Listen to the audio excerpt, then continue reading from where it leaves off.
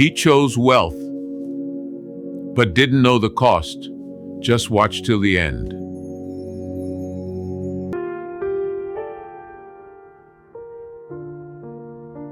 That night,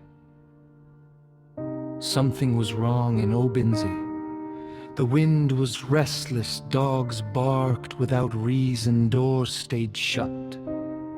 Then suddenly, footsteps, fast, uneven, desperate.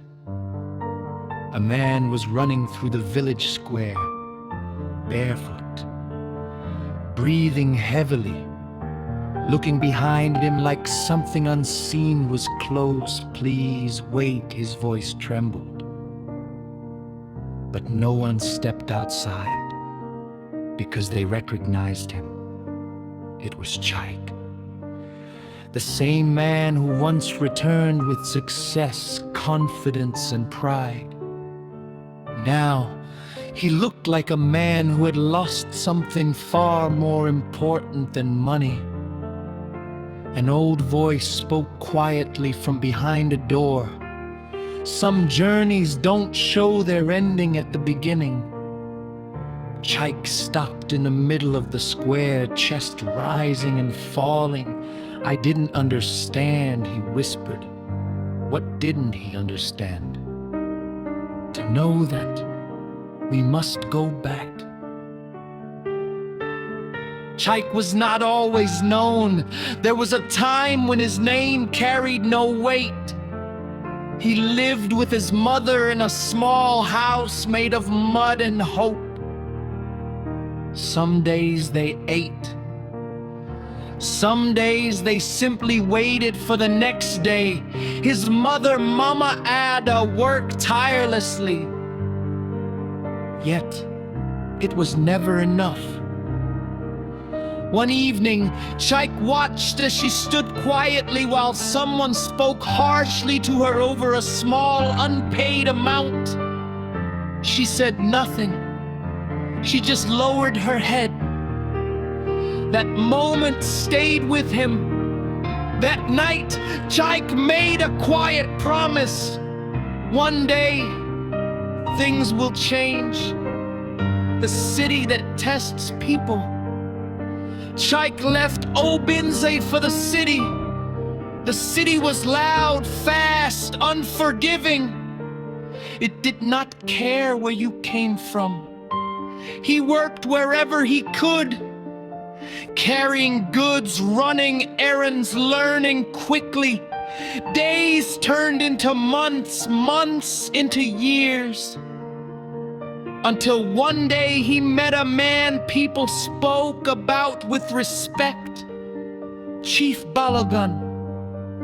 The chief observed him carefully. "You are determined," he said. Chaik nodded. "Stay close, learn, but understand success requires choices." Chaik agreed. The rise, things began to change, opportunities came, money followed. Chaik learned how to speak, how to negotiate, how to move with confidence.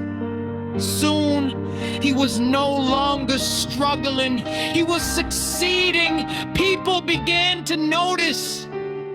His name started to carry weight. When he returned to Obinze, the village welcomed him.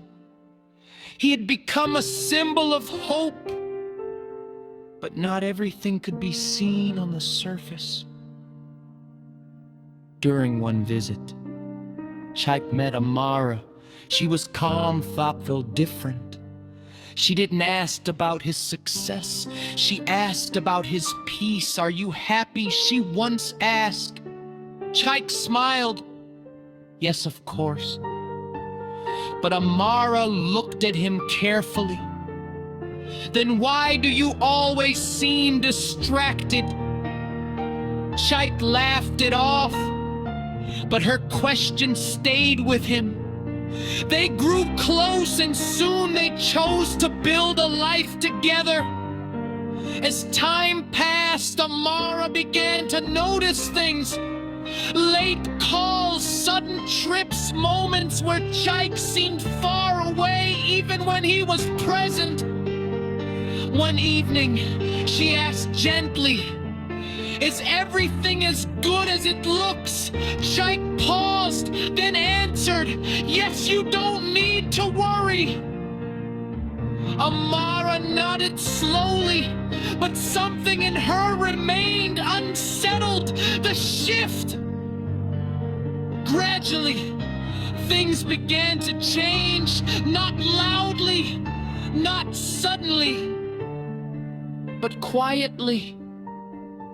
Some plans stopped working. Some connections faded. Some doors no longer opened as easily as before. Chike felt it, a shift. He worked harder, moved faster, tried to stay ahead. But sometimes, when things begin to change, effort alone is not enough. Then came that night. A call came in. No name, no introduction, just a voice that said, "It's time to slow down." The line ended. Chike sat still for a long moment. Something didn't feel right. Without waiting, he left the city and returned to Obinze. That is how he found himself there, running through the quiet village, searching for something he could not explain. The elders eventually stepped out. Among them was Papa Nana. He looked at Chike calmly, not surprised, not confused. Then he asked, "What are you running from?" Chike struggled to answer. I just need things to be like before." The old man nodded slowly. What remained? In the days that followed, Chike stayed in the village, quiet, thoughtful. The noise of his former life was gone. What remained was silence and time to think. Amara visited him one evening. They sat together without speaking for a while. Then she said, "Sometimes, when life becomes too loud, it's trying to tell us something." Chike listened. This time he didn't interrupt. Months later, someone asked Chike a simple question. "What have you learned from everything?" Chike looked ahead for a long moment. Then he spoke quietly. "Not everything that looks like success is meant for you. And not every fast path leads where you think it does." Silence followed, because everyone understood. If you had the chance, would you choose the fast way?